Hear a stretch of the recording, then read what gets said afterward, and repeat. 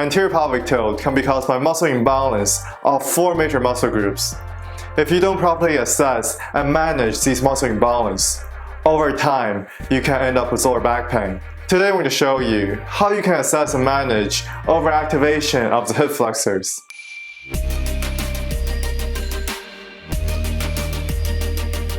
Welcome back, I'm Fred, advancing health education so that all people can live a healthy and quality life.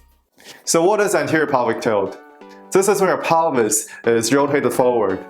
And this can happen because of muscle imbalance, including overactivation of the hip flexor and back muscle, and underactivation of the hip extensors and abdominal muscle. And these muscle imbalance can happen because of our sedentary lifestyle, including a lot of sitting and a lack of exercise.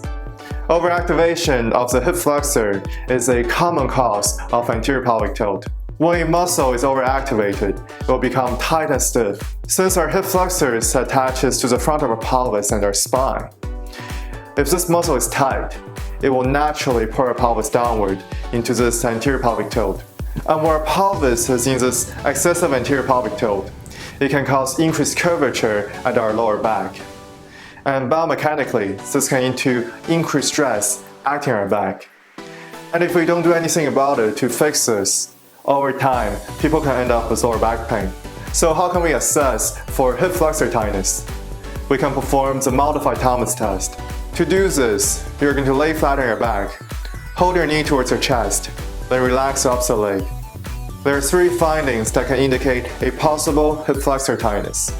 First, increased gap between the underlying surface and your lower back.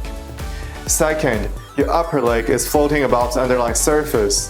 Third, your knee is positioned above 90 degrees. So how can we make our hip flexor more flexible? To do this, we're going to show you 3 exercises. Start the exercise by going into a kneeling position. Then move your pelvis into slight posterior tilt by tucking in your abdominal muscle. This component is super important as it serves as a foundation of all the exercises we'll be showing you today. And if you do this correctly, you should already be feeling some muscle stretch. If you do have any questions on how to do this correctly, feel free to check out our previous video. So now that your pelvis is in a more optimal position, you're going to maintain this, then you rock your body forward and backward. What you should feel is a sense of stretch in the front of your hip. For the next exercise, you will stay in the same position. The only difference is you're going to elevate your back foot onto something stable. Now maintain an optimal pelvis position. Then rock your body forward and backward. What you should feel is a sense of stretch in the front of your upper leg.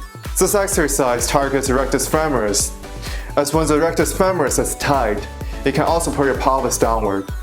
For the next exercise, it will eccentrically strengthen your hip flexor. You may be wondering, if a muscle is tight, why are we strengthening the muscle rather than stretching it? Research has found that eccentric strengthening can actually lengthen our muscle fiber. So a stronger, longer muscle will make our hip flexor much more flexible and less likely to pull our pelvis downward.